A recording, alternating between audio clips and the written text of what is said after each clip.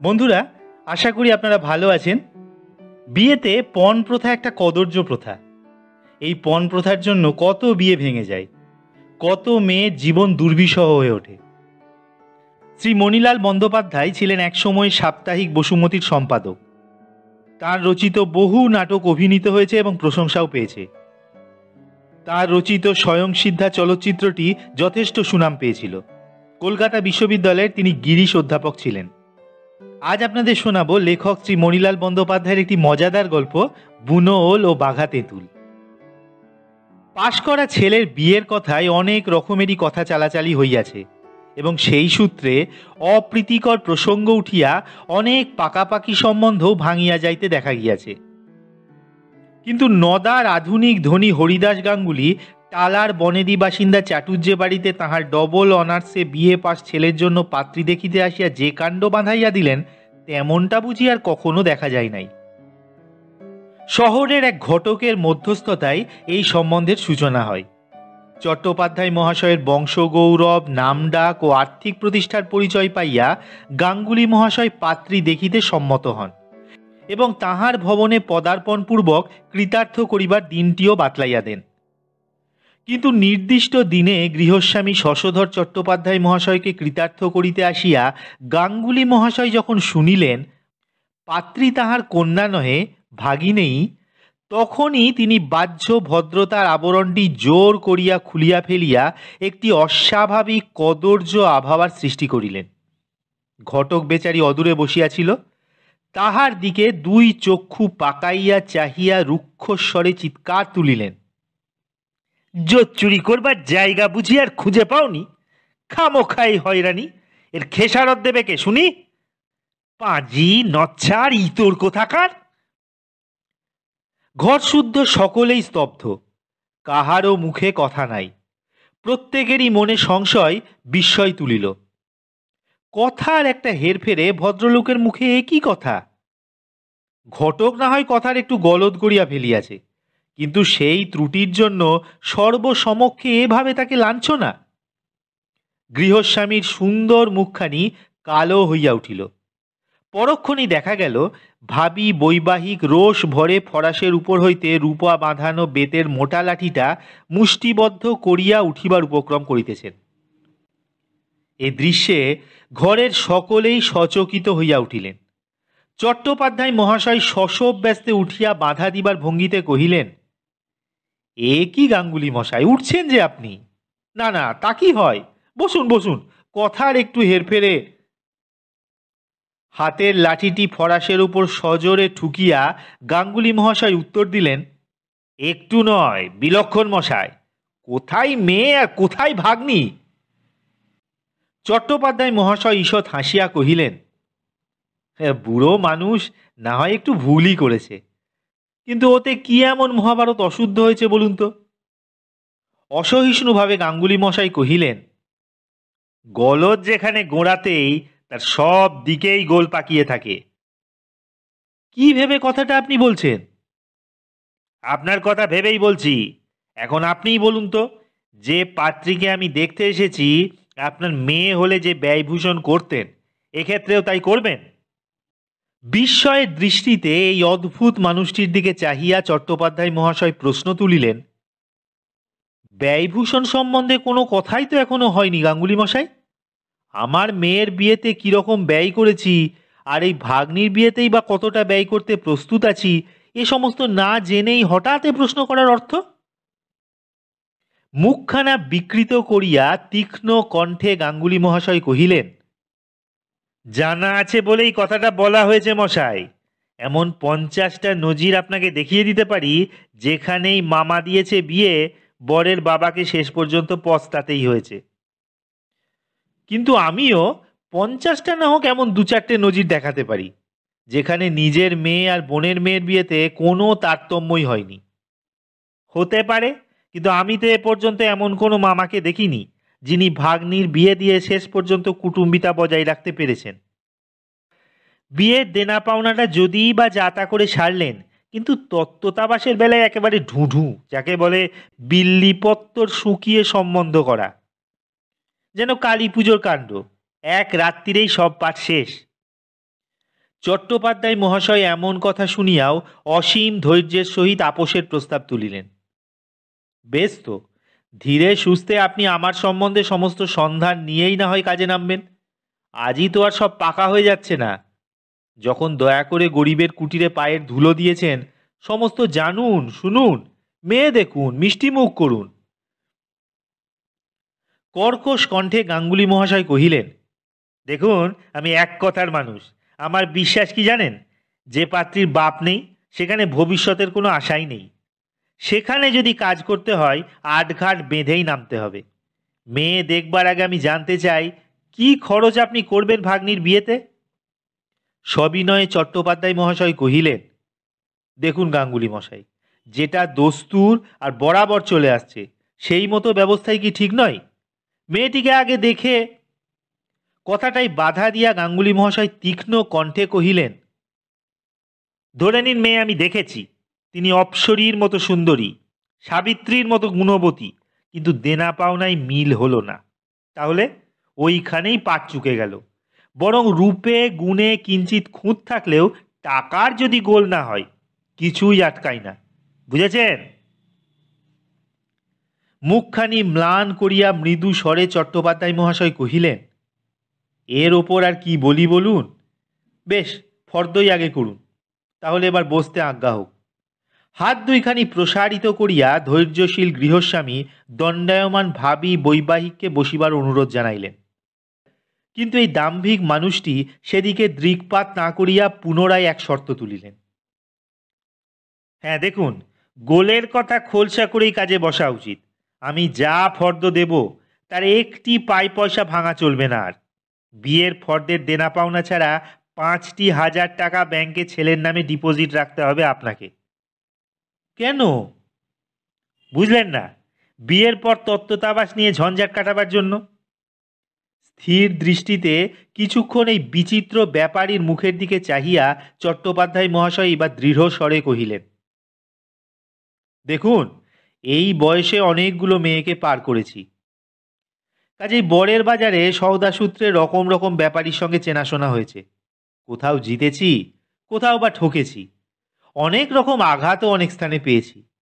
কিন্তু আজ জোর গলায় বলছি, আপনার মতো জবরদস্ত বর ব্যাপারী আমি আর একটা দেখিনি।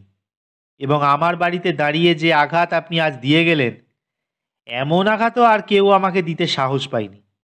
মুখখানি গম্ভীর করিয়া ভগ্ন স্বরে গাঙ্গুলি মহাশয় কহিলেন, স্পষ্ট কথা বললেই মনে কষ্ট তো পাবেনি।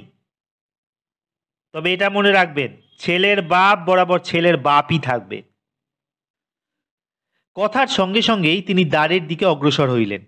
চট্টোপাধ্যায় মহাশয়ের তরুণ পুত্র জলধর সমবেত 8-10 জনের সহিত এই অপ্রীতিকর কথোপকথন অসহিষ্ণুভাবেই শুনিতেছিল। এতক্ষণ পরে সুযোগ পাইয়া সে সবেগে গাঙ্গুলি মহাশয়ের প্রায় সম্মুখে গিয়ে যুক্ত করে কহিল, আমার একটা কথা আছে স্যার। ভ্রু কুঞ্চিত করিয়া গাঙ্গুলি মহাশয় জলধরের সুন্দর মুখখানির দিকে চাহিলেন। জলধর কহিল, আপনার কাছে এইমাত্র আমার অনুরোধ, যে কথাগুলি আপনি বলে গেলেন, বাড়ি গিয়ে সেগুলি আপনার ছেলেকে শুনিয়ে দেবেন। মুখখানি অতিশয় গম্ভীর করিয়া গাঙ্গুলি মহাশয় প্রশ্ন করিলেন, এ কথা বলবার মানে? জলধরও বেশ গম্ভীরভাবেই কহিল, আপনার এই ভুলের প্রায়শ্চিত্ত একদিন তাকেই যে করতে হবে। দাঁতে দাঁত ঘষিয়া বিকৃত স্বরে গাঙ্গুলি মহাশয় কহিলেন, আচ্ছা আচ্ছা, আমার ছেলের ফয়সালা তোমায় করতে হবে না আমার সামনে। ফাজিল ছোকরা কোথাকার। রাগে গসগস করিতে করিতে তিনি সোজা বাহির হইয়া গেলেন। ঘরের মানুষগুলির মনে হইল খোঁচা খাইয়া একটি বিষধর সাপ যেন গোঁ ভরে ছুটিয়া চলিয়াছে। সকলের মুখেই বিস্ময় বেদনার চিহ্ন, বাকশক্তি রুদ্ধ। শুধু তরুণ যুবা জলধর মুখখানি কঠিন করিয়া দৃঢ়স্বরে কহিল, আচ্ছা। বাহিরের ঘরে বাহিরের একটি লোক আসিয়া যে কাণ্ড বাঁধাইয়া গেলেন, তাহা সাংঘাতিক হইয়া সঙ্গে সঙ্গেই বাড়ির ভিতরে চট্টোপাধ্যায় মহাশয়ের ভাগিনেই নিভার তরুণ চিত্তটির উপর রীতিমতো দোলা দিল। বেচারি সাজিয়া গুজিয়া বাহিরের ডাকের প্রতীক্ষায় বসিয়াছিল। ডাক আর আসিল না। আসিল এই সূত্রে বাড়ির ওপাড়ার অনেকগুলি নারীকণ্ঠের নানা রূপ আঘাত ও নিষ্ঠুর আলোচনা। সমবয়স্করা হাসিল, উপহাস করিল। বয়স্কারা নজির হাতড়াইয়া মন্তব্য প্রকাশ করিল, এরকম কাণ্ড তাহার আর কখনো দেখে নাই, শুনেও নাই। চট্টোপাধ্যায় গৃহিণী সভয় বিস্ময়ে কহিলেন, বিয়ে করতে এসে বর ফিরে যাওয়া যেমন অলক্ষণে কাণ্ড, এও ঠিক তাই। 10টা নিয়ে আমাকে ঘর করতে হয়। ভয়ে ভাবনায় হাত পা আমার পেটের ভেতরে ঢুকে যাচ্ছে। এ মেয়ে নিয়ে ঠাকুরজিকে কিন্তু শেষে পস্তাতে হবে, এ আমি বলে রাখছি। মেয়ের যে কি অপরাধ তাহা মেয়েও বুঝিল না, মেয়ের মাও নয়। অথচ কথাটার যে প্রতিবাদ তুলিবে সে সাহস বা সাধ্যও তাহাদের ছিল না। পতিহীনা হইয়া প্রতিকূলে স্থান না পাইয়া একমাত্র কন্যাটির হাত ধরিয়া তাহাকে ভ্রাতার গলগ্রহ হইতে হয়। সহৃদয় ভ্রাতা অম্লান বদনে অন্নবস্ত্র যোগাইয়াছেন, সৎ পাত্রের হাতে ভাগিনেয়ীকে তুলিয়া দিতেও বদ্ধ পরিকর হইয়াছেন। তাহারই অদৃষ্ট দোষে অপ্রত্যাশিতভাবেই এই বিভ্রাট। সুতরাং এই সূত্রে ভ্রাতৃজায়ার স্বরাঘাত নিরুত্তরে সহ্য না করিয়া উপায় কি?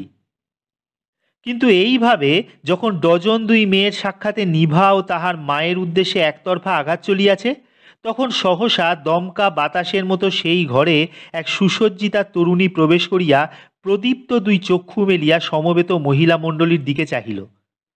তাহার সর্বাঙ্গে যেন একটা আভিজাত্য ও আত্মনির্ভরতা দুটি ঝলমল করিতেছিল।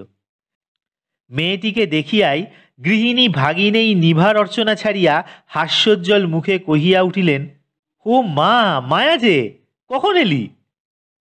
মায়া জোর করিয়া কণ্ঠে সহজ সুর টানিয়া কহিল, এই তো আসছি ওদিক থেকে মিনসের কথা শুনে মামিমা।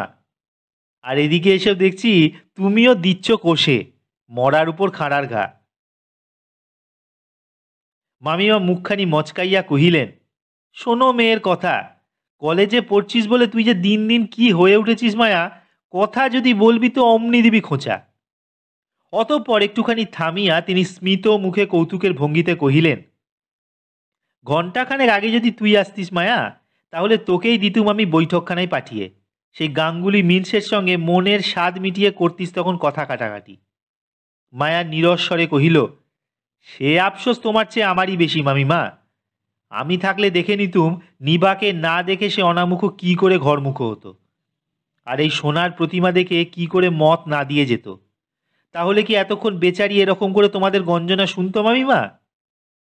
মামিমা এবার মুখখানি গম্ভীর করিয়া প্রচ্ছন্ন বিদ্রুপের সুরে কহিলেন, বেশ তো, তুমি যখন এসেছো মা, তোমার বোনটির গতি মুক্তির ভারটুকুও না হয় নিয়েই ফেলো না। মামির মুখের দিকে পরিপূর্ণ দৃষ্টিতে চাহিয়া দৃঢ় কণ্ঠে মায়া কহিল, ঘটনাচক্রে হঠাৎ যখন এসে পড়েছি মামিমা, এর কোনো কসুরি হবে না যেন।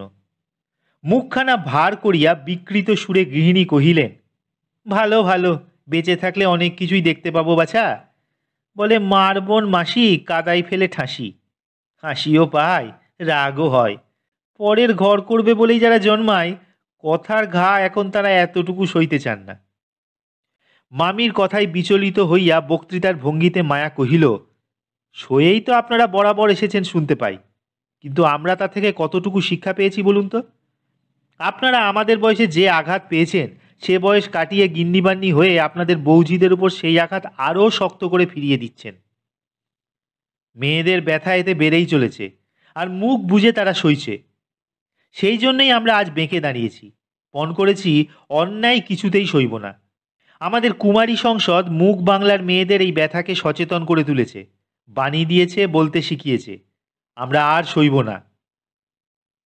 সমবেত মহিলাদের মধ্যে এমন অনেকেই ছিলেন এই বয়সের মেয়ের মুখে এমন ঝাঁঝালো কথা তাহারা ইতপূর্বে কখনো শুনেন নাই। সুতরাং একসঙ্গেই অনেকগুলি অঙ্গুষ্ঠ স্ব স্ব অধিকারিণীর গণ্ডদেশ স্পর্শ করিয়া তাহাদের বাক শক্তি যেন রুদ্ধ করিয়া দিল। এমন সময় বাহিরে গৃহস্বামীর পদধ্বনি ও সেই সঙ্গে চেষ্টাকৃত একটা অস্ফুট কণ্ঠস্বরের আভাস পাওয়া গেল। কর্তার উপস্থিতির নিদর্শন পাইয়াই বাহিরের মহিলারা ব্যস্তভাবে অবগুণ্ঠন টানিয়া নিঃশব্দে বাহির হইয়া গেলেন। কর্তা কক্ষ মধ্যে প্রবেশ করিতে করিতেই হাসি মুখে কহিলেন, কিরে পাগলি, এখানেও বক্তৃতা শুরু করে দিয়েছিস? গৃহিণী এবার উৎসাহিতা হইয়া কহিলেন, মেয়ের কথা যদি শোনো তুমিও থ হয়ে যাবে। আমরা তো শুনে একেবারে অবাক।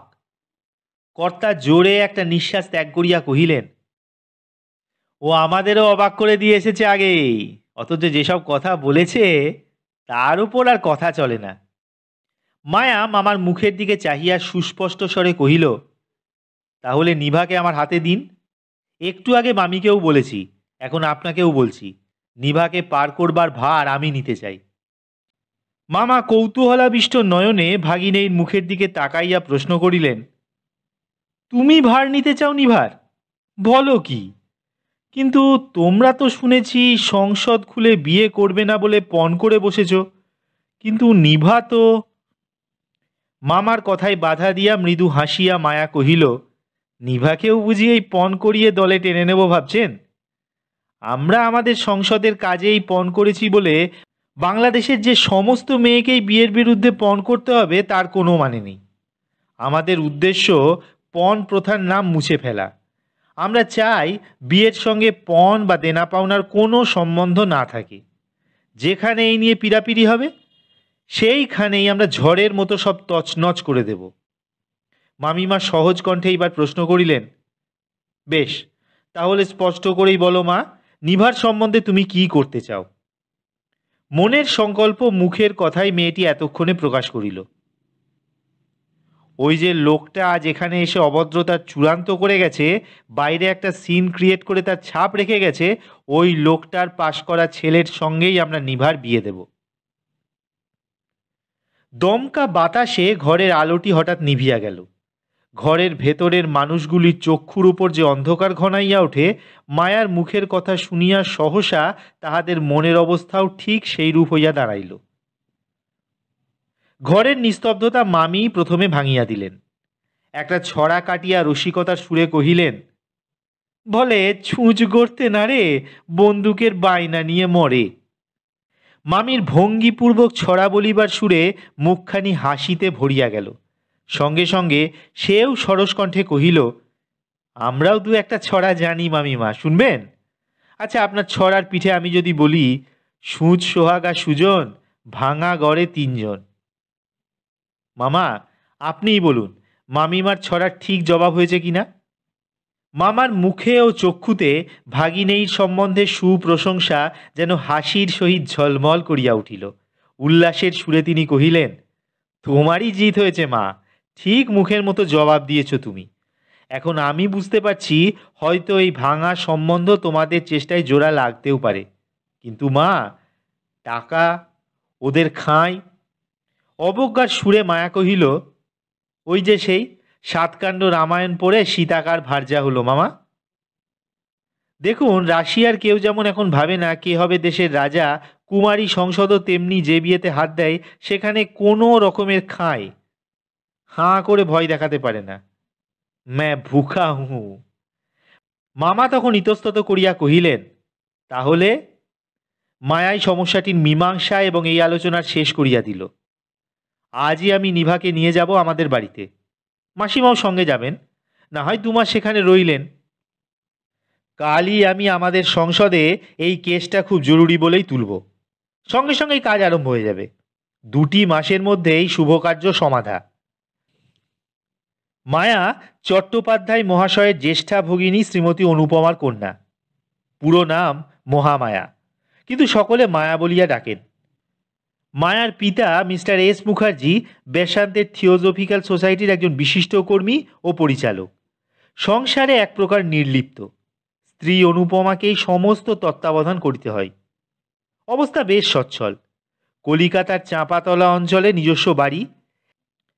এক পুত্র শিবপুর ইঞ্জিনিয়ারিং কলেজে প্রবেশ করিয়াছে, অন্য পুত্র মেডিকেল কলেজে ডাক্তারি পড়িতেছে। মায়া মিশন কলেজে 3rd ইয়ারের ছাত্রী ও বিখ্যাত কুমারী সংসদের অন্যতম প্রবর্তিকা। সংসদের বিধি অনুসারে তাহাকেও প্রতিজ্ঞা করিতে হইয়াছে, পণ প্রথার উচ্ছেদ না হওয়া পর্যন্ত প্রজাপতির বন্ধনে ধরা দিবে না। প্রেম স্পৃহাকে সযত্নে অন্তরের অন্তঃস্থলে চিরসুপ্ত করিয়া রাখিবে।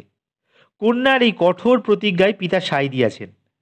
মাতা নানান প্রতিবাদ তুলিয়াও কন্যার মত পরিবর্তনে অক্ষম হইয়া অগত্যা নিরস্ত হইয়াছেন। পিতৃহীনা মাতুলালয়ে প্রতিপালিতা নিভার প্রতি মায়ার স্নেহের অন্ত নাই। নিভা বয়সে মায়া অপেক্ষা 3 বছরের ছোট। মায়ার মতো যদিও সে উচ্চশিক্ষার অবকাশ পায় নাই, কিন্তু মায়ার সহায়তায় মোটামুটি রকমের শিক্ষা সম্বন্ধে সে অভিজ্ঞতা অর্জন করিতে পারিয়াছে।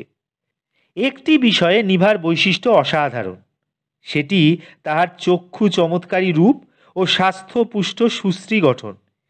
ইহা ভিন্ন নিভার প্রকৃতিগত কোমলতা ও বিনয়নম্র আচরণ প্রশংসনীয়।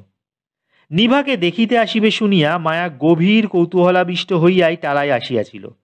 অবশ্য ভগিনীর বিবাহ সম্ভাবনার আনন্দই এই কৌতূহলের একমাত্র কারণ নহে, কেননা ইদানিং মায়াদের সংসদটি পণপ্রথার বিরুদ্ধে যুদ্ধ ঘোষণা ও অধিবেশনের পর অধিবেশনে নবনব প্রস্তাব ও বিদ্রুপাত্মক গান রচনা করিয়াই তাহাদের কর্তব্য সমাপ্ত করিত না, সভার বাহিরেও কর্মক্ষেত্র প্রসারিত করিতে প্রয়াস পাইত এবং সভ্যদের পরিচিত সমাজে কোনো স্থানে প্রজাপতি নির্বন্ধের আভাস পাইলেই সেখানে দলের কাহারও না কাহারও অতর্কিত ছায়া পড়িত।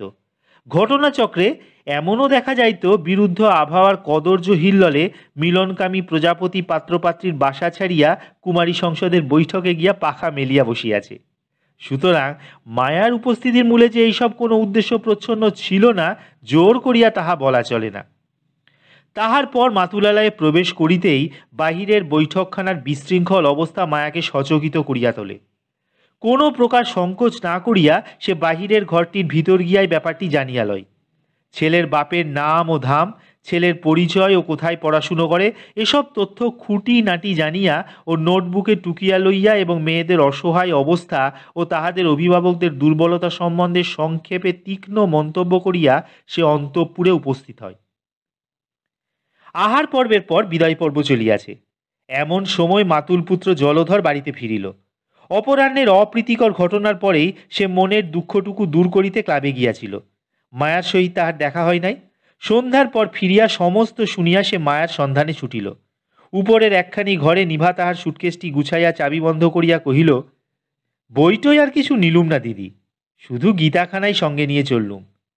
মৃদু হাসিয়া মায়া কহিল, ওখানেও না নিলে পারতে, কেননা সেখানে গিয়েই যে নতুন গীতা তোমাকে মুখস্থ করতে হবে। সলজ্জ হাসি ভরা মুখে নিভা কহিল, তোমার সব কথাতেই চালাকি। একটু গম্ভীর হইয়া মায়া কহিল, চালাকির কথা কি হলো? আচ্ছা, আগে তো সেখানে চল, তারপর দেখবি তখন পাঠের কি গুরুতর ব্যবস্থা, হাঁপিয়ে উঠতে হবে। এই সময় জলধর ঝড়ের মতো গৃহমধ্যে প্রবেশ করিয়া প্রশ্ন তুলিল, কি ব্যাপার বলো তো? নিভা সুটকেসটি দেখাইয়া হাসি মুখে কহিল, বুঝতে পারছো না দাদা, মায়া দিদির একটা নতুন অ্যাডভেঞ্চার। মায়া সহজ কণ্ঠে কহিল, তার এখনো কিঞ্চিত দেরি, তবে উপস্থিত যে ডিপার্চার সে বিষয়ে সন্দেহ নেই। জলধর কহিল, নিভাকে সত্যিই নিয়ে যাচ্ছ মায়া? মায়া একটু কঠিন হইয়া কহিল, না নিয়ে গিয়ে উপায় কি? শেষকালেও একটা কাণ্ড বাঁধিয়ে বসবে, আর তোমরা করবে করোনারের কোর্টে ছুটোছুটি। লজ্জায় আমার মুখখানা পুড়ে যাবে। না, সে আমি কিছুতেই হতে দেব না, সেই জন্যে এই সতর্কতা অবলম্বন। দৃঢ় স্বরে জলধর প্রশ্ন করিল, আমি তোমাদের কোনো কাজে আসতে পারি? মায়া কহিল, তোমাদের সহায়তা যদিও আমরা অনাবশ্যক মনে করি, কিন্তু তুমি আজ এ ব্যাপারে যে সাহসের পরিচয় দিয়েছ, তাতে আমাদের সংসদের পক্ষ থেকে আমি তোমাকে ধন্যবাদ দিচ্ছি জলধরদা। সুতরাং নিভার কেসে তুমি যদি কিছু উপাদান যোগান দিতে চাও, বোধহয় সেটা সংসদ অগ্রাহ্য করবে না। জলধর দীপ্ত দৃষ্টিতে মায়ার মুখের দিকে চাহিয়া এক নিঃশ্বাসে কহিল, যে সংকল্প তোমাদের তাই আমার। মায়া স্থির দৃষ্টিতে জলধরের মুখের দিকে চাহিয়া কহিল, তাহলে তুমিও আমাদের সঙ্গে চলো জলধরদা। আজ রাতেই আমরা তাহলে কাজের একটা খসড়া করে ফেলতে পারবো। সংসদে এই কেসটা তুলেই সঙ্গে সঙ্গে সেটা দাখিল করলে কাজটা শিগগির এগিয়ে যাবে। তুমি তবে তৈরি হও দাদা, আমি মামাবাবুর অনুমতি না হয় নিয়ে আসছি। চাঁপাতলা পার্কের নিকটেই মায়াদের বাড়ি। এই বাড়ির বাহিরের সুসজ্জিত বৈঠকখানায় আজ কুমারী সংসদের এক জরুরি বৈঠক আহুত হইয়াছে। সংসদের অধিকাংশ সভ্যাই মহোৎসাহে সভায় যোগ দিয়াছে। মায়ার বাবা এ সময় বাড়িতে অনুপস্থিত, সোসাইটির প্রয়োজনে কাশীধামে গিয়াছেন। ফিরিতে বিলম্ব হইবার কথা। বড় ভাইটির পরীক্ষা আসন্ন বলিয়া শিবপুরের বোর্ডিংয়েই উপস্থিত বাসা পাতিয়াছে। ছোট ভাইও কয়দিন ডিউটি অনুসারে দুইটাই কলেজে যায়, ফিরিতে ফিরিতে রাত্রি হয়। বাড়ির ভিতরে অভিভাবিকাদের মধ্যে মা এবং নবাগত মাসিমা। সুতরাং বাহিরের ঘরটির ভিতর কুমারীদের কলহাস্যে সংসদের কার্য নিরুদ্বেগেই চলিয়াছে। সংসদের এই বিশেষ বৈঠকে অদ্যকার একমাত্র আলোচ্য বিষয়টির এইরূপ পরিভাষা প্রযোজ্য হইয়াছে। নদার শ্রীযুক্ত হরিদাস গাঙ্গুলি মহাশয়ের বর্পণ প্রসঙ্গে অস্বাভাবিক আচরণের জন্য সংসদের এই বিশেষ অধিবেশন এবং অস্বাভাবিক কার্যপদ্ধতি প্রয়োগে উহার যথোচিত প্রতিবিধানের ব্যবস্থা। সভায় আজ আর অন্য কোনো প্রস্তাব উঠিল না, কেবল এই প্রস্তাবটি সর্বসম্মতিক্রমে বিপুল উৎসাহে গৃহীত হইল।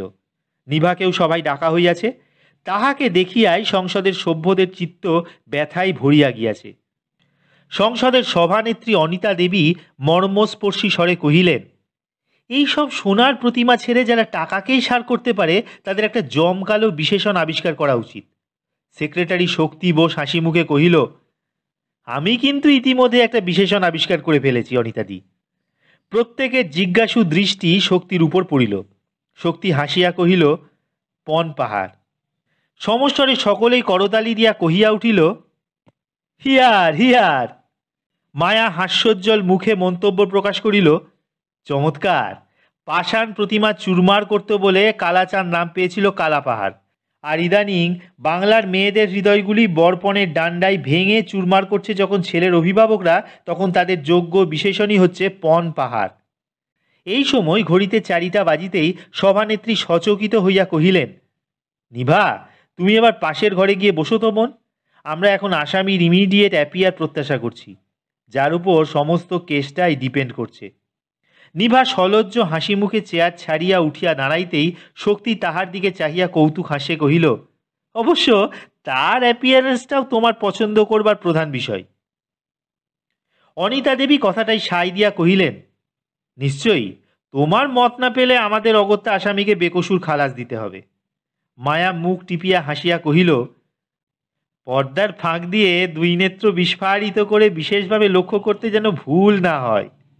কৃত্রিম কোপ কটাক্ষে মায়ার দিকে চাহিয়া নিভা কহিল, যাও। পরক্ষণে আস্তে আস্তে দ্বারের পর্দা ঠেলিয়া পার্শ্বের ঘরখানির মধ্যে সে প্রবেশ করিল। শক্তি কহিল, নিভাকে দেখলেই মনটি দুলে ওঠে, তাই ভয় হয় শিব গড়তে বসে শেষে বাঁদর না বানিয়ে বসি। সত্য কহিল, বাপের যেরকম প্রকৃতি শুনলুম, ছেলেও যদি তার ধার দিয়ে যায় তাহলেই তো চিত্তির। মায়া কহিল, সব ক্ষেত্রে বাপের গুণ যেমন ছেলেকে বর্তায় না, দোষের সম্বন্ধেও সেটা খাটে। এমন অনেক দেখেছি বাপ দুর্জয় মাতাল, ছেলে কিন্তু পানটি পর্যন্ত খায় না। অনিতা দেবী কথাটার সমর্থন করিয়া কহিলেন, আমিও এ কথা স্বীকার করি। চোখের উপরেই তো আমরা দেখতে পাই, বাপ যত বড় কর্মী, ছেলে তত বড় অকর্মা। বাপ দেশপূজ্য নেতা, ছেলে দেশের ওঁচা জঞ্জাল। ফটকের সম্মুখে একখানি রিক্সা আসিয়া দাঁড়াইল। অমনি কক্ষ মধ্যে সব কয়টি তরুণীর চোখে চোখে যেন একসঙ্গে বিদ্যুৎ খেলিয়া গেল। ঘরের ভেতর একটা অপরিসীম গাম্ভীর্যের ভাব ফুটিয়া উঠিল।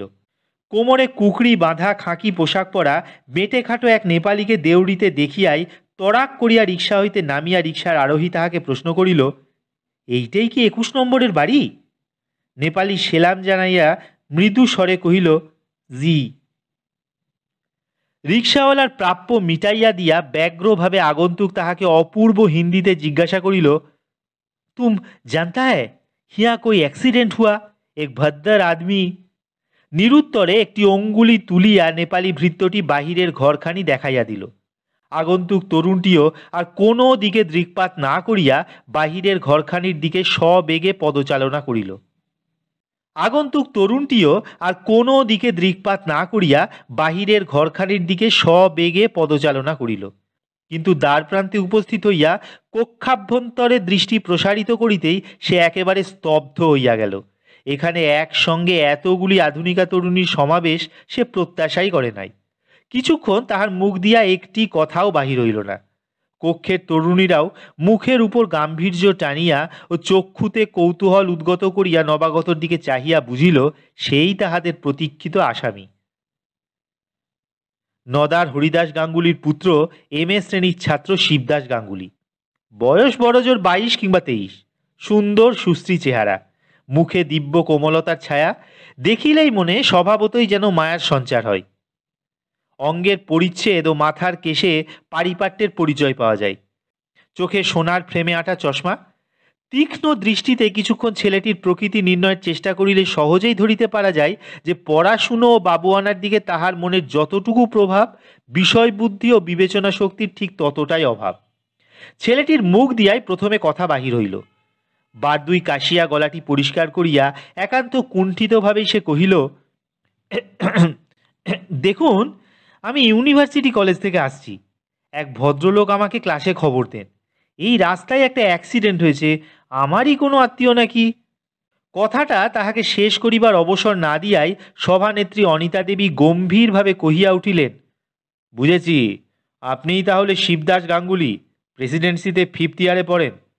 নমস্কার, ভেতরে আসুন, বসুন।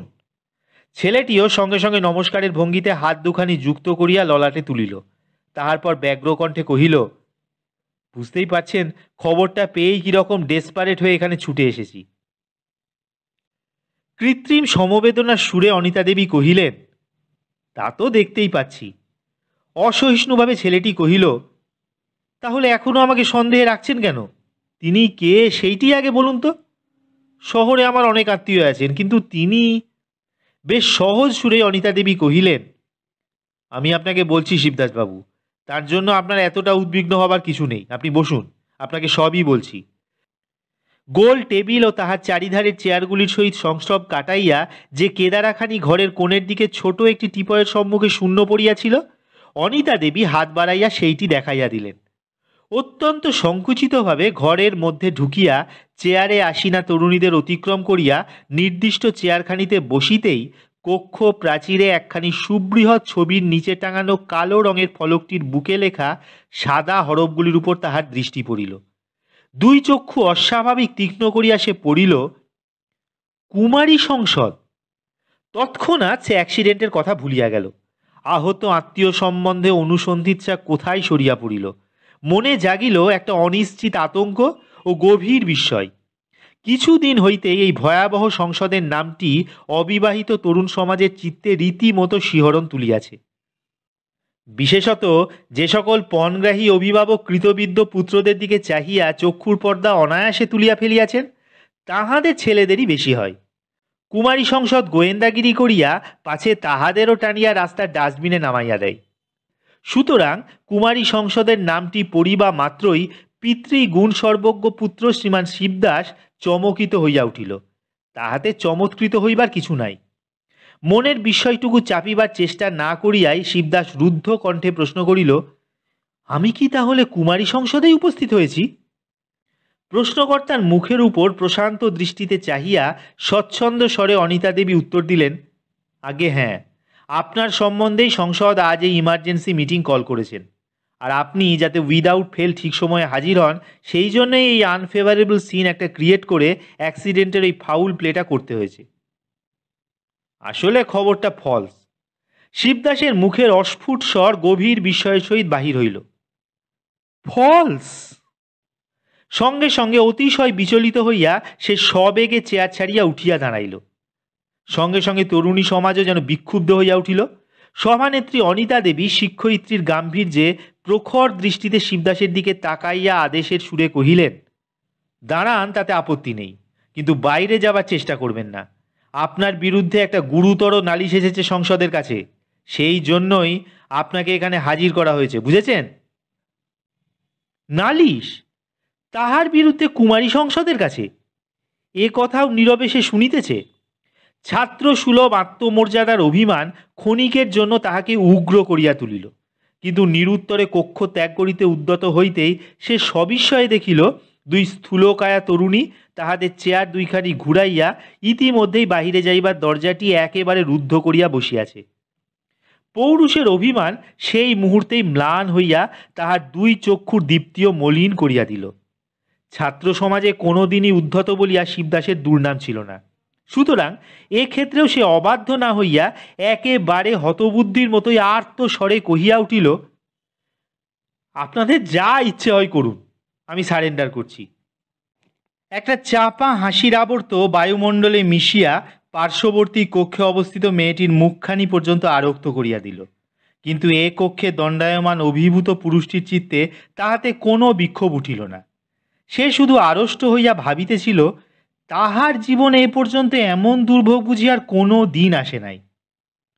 এই চিঠিখানা বোধহয় চিনতে পেরেছেন। চমকিত হইয়া শিবদাস চাহিয়া দেখিল বয়োজ্যেষ্ঠা মেয়েটি খামে ভরা একখানি চিঠির দিকে তাহার মনোযোগ আকর্ষণ করিয়া এই প্রশ্ন করিতেছে। নির্বাক নয়নে সে চিঠিখানার দিকে চাহিয়া রহিল। কোনো কথা তাহার মুখ দিয়া বাহির হইল না। অনিতা দেবী এবার একটু শ্লেষের সুরেই কহিলেন, চিনতে পারলেন না? কিন্তু শীঘ্র তো বলবার কথা নয়, চেনা উচিত ছিল আপনার। শিবদাস আমতা আমতা করিয়া কহিল, আমি তো কিছু বুঝতে পারছি না। চিঠিখানার কথা মনেও পড়ছে না আপনার? আচ্ছা, না হয় এর ইন্ট্রোডাকশনটা ধরিয়ে দিচ্ছি। চাঁপাতলা পার্কে যে অপরিচিতা মেয়েটিকে কিছুদিন ফলো করেছিলেন, নিশ্চয়ই তার কথা ভোলেননি। আমি? তারপর তাকে জয় করে ইলোপ করবার অভিসন্ধিতে যে লাভ লেটারখানা তার পায়ের তলায় দাখিল করেই গা ঢাকা দিয়েছিলেন। আমাকে বলছেন এসব কথা আপনি? আমাকে? প্রচ্ছন্ন বিদ্রূপের সুরে অনিতা দেবী কহিলেন, আগে হ্যাঁ, এবার কনক্লুশনটাও বলছি শুনুন। সেই অপরিচিতা মেয়েটি সরলা বালিকার মতো আপনাকে ফলো না করে আপনার নেমন্তন্নের চিঠিখানা আমাদের হাতেই ফেলে দিয়েছেন। বিবর্ণ মুখে শিবদাস কহিল, আপনি তো আমার বিরুদ্ধে একতরফায় যা তা বলে চলেছেন। খামের ভেতর হইতে খপ করিয়া চিঠিখানা বাহির করিয়া অনিতা দেবী জোর কণ্ঠে কহিলেন, যা বলেছি মুখে তার অব্যর্থ প্রমাণও আমাদের হাতে। এই চিঠিখানায় আপনি সেই মেয়েটিকে লিখেছিলেন। এখন আমাদের হাতে এসে আপনার মৃত্যুবান হয়েছে। আপনারা আমার সম্বন্ধে নিশ্চয়ই ভুল করেছেন। কোনো মেয়েকে আমি কোনো চিঠি জীবনে কখনো লিখিনি। এমন নীচ মনোবৃত্তি আমার নয়। কিন্তু চিঠিতে স্পষ্টাক্ষরে লেখা রয়েছে, আপনার রূপমুগ্ধ Shri Shibdas Gangopadhyay, post graduate class, university buildings, section C, roll number 27। আপনি এগুলো মিথ্যা বলতে চান? আমার নাম, কলেজ, ক্লাস, সেকশন, নাম্বার এসব মিথ্যে কি করে বলবো? তবে চিঠিখানা মিথ্যে। সম্ভ্রান্ত ঘরের একটি মেয়ে আপনার নামে মিথ্যে অপবাদ দিয়ে খামোকা চিঠি লিখেছেন। এতগুলি মেয়ের সামনে দাঁড়িয়ে আপনি এ কথা বলতে সাহস পাচ্ছেন? আমিও ভদ্র সন্তান এবং ছাত্রমহলে আমার যথেষ্ট সুনাম আছে। এ চিঠি আপনি লেখেননি, শপথ করে আপনি বলতে পারেন? নিশ্চয়ই। কিন্তু লেখা যদি আপনার হাতের হয়? অসম্ভব, এ হতেই পারে না। আচ্ছা, অনুগ্রহ করে চিঠিখানা 1 মিনিটের জন্য আমাকে দিন, আমি একবার দেখতে চাই। অনিতা দেবীর মুখে ক্রূর হাসি ফুটিয়া উঠিল। স্বর একটু রুক্ষ করিয়া কহিলেন, আমি এতটা নির্বোধ নই যে একমাত্র প্রমাণটি 1 মিনিটের জন্য হাতছাড়া করব। শিবদাস হতাশের সুরে কহিল, তাহলে আমি নিরুপায়। অনিতা দেবী মনে মনে ভাবিবার ভঙ্গিতে ক্ষণকাল চুপ করিয়া সহসা কহিলেন, দেখুন, একটা উপায় আছে। আমি এই চিঠির বয়ানটা ডিকটেট করি, আপনি লিখুন। তারপরে দুখানা চিঠির হস্তাক্ষর কম্পেয়ার করলেই সত্য মিথ্যে ধরা পড়ে যাবে। সরল বিশ্বাসী শিবদাস যেন এতক্ষণে অকুলে কুল পাইল, কহিল, আমার আপত্তি নেই। অনিতা দেবী কহিলেন, তাহলে যেখানে বসেছিলেন সেইখানেই বসুন। পাশের টিপয়ে সাদা প্যাড, কালি, কলম সবই আছে। শিবদাস চেয়ারে বসিয়া টিপয়ের দিকে ঝুঁকিতেই দেখিল তাহার উপর রঙিন চিঠির প্যাড, লেফাফা, কালি, কলম সমস্তই সাজানো রহিয়াছে। কলমটি কালির দোয়াতে ডুবাইয়া লিখিবার উদ্দেশ্যে অনিতা দেবীর মুখের দিকে চাহিতেই তিনি হাতের চিঠিখানা লিখাইবার ভঙ্গিতে পড়িতে আরম্ভ করিলেন। আপনারা শুনলেন লেখক শ্রী মণিলাল বন্দ্যোপাধ্যায়ের গল্প বুনো ওল ও বাঘা তেঁতুলের প্রথম পর্ব। মোট 2টি পর্বেই গল্পটি আপনাদেরকে আমরা শোনাবো। আশা করি আপনাদের ভালো লেগেছে। যারা প্রথমবার আমাদের চ্যানেলটি শুনছেন তারা অবশ্যই আমাদের চ্যানেলটি সাবস্ক্রাইব করবেন। গল্প পাঠ ভালো লাগলে আপনারা আপনাদের প্রিয়জনদের সাথে, আপনাদের বন্ধুদের সাথে আমাদের গল্পগুলি শেয়ার করবেন। আপনারা সুস্থ থাকবেন, ভালো থাকবেন, আপনাদের প্রিয়জনদেরকেও সুস্থ রাখবেন, ভালো রাখবেন। নমস্কার।